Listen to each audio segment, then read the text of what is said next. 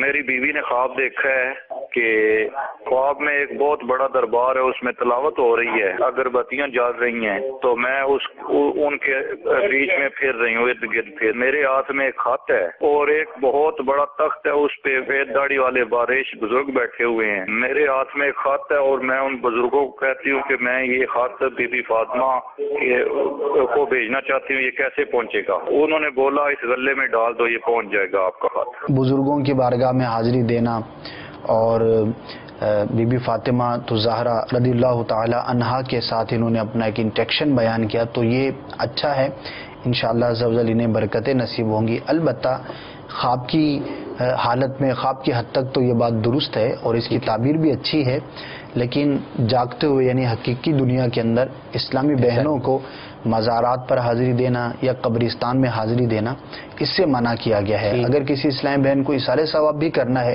تو وہ گھر ہی سے کرے۔ سرکار صلی اللہ تعالی وسلم کی بارگاہ میں حاضری دینا وہ مستثنا ہے، جب مدینہ حاضری ہو تو وہاں پر اسلامی بہنیں، عورتیں بھی حاضر ہو سکتی ہیں۔ عمومی طور پر قبرستان یا قبر یا مزار کے بارے میں امام اہل سنت کا یہ حکم ہے، فتویٰ ہے، اور عورت کا مزار پہ جانا منع ہے۔